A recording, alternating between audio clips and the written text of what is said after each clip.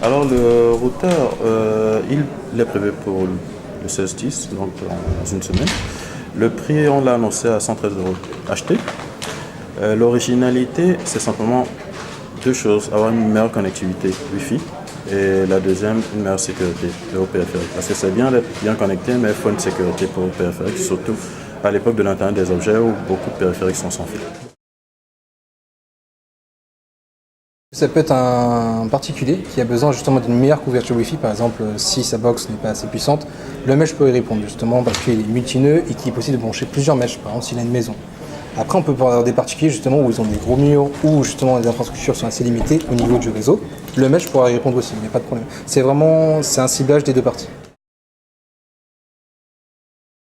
Le deep learning, ça va être effectivement pour les photos, par exemple.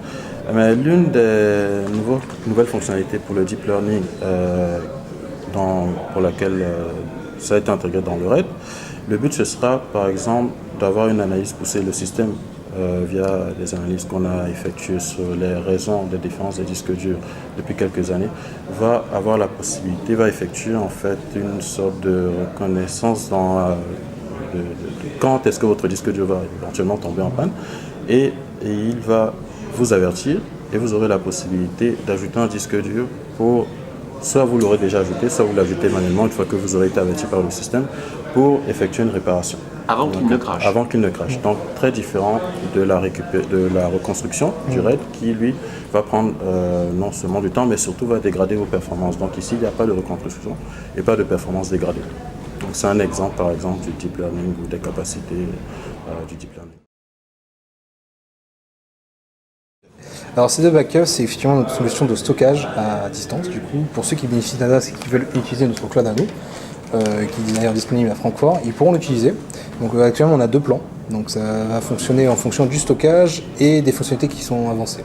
C'est-à-dire soit si le client veut peut-être 500 Go de données, il pourra l'utiliser avec un plan 1, avec un prix mensuel, jusqu'à un plan 2 qui pourra dépasser le Tera de stockage. Donc à ce moment-là, il aura beaucoup plus de fonctionnalités, par exemple la déduplication, de la restauration, et je crois que c'est de la sauvegarde aussi quotidienne au lieu que ce soit hebdomadaire. On n'a pas d'idée précise du nombre de clients. Ce que je peux vous dire, c'est qu'on a une énorme demande sur ces deux backups. On n'attendait pas d'autant. Et de ce fait, on va notamment avoir un nouveau data center qui va arriver très bientôt.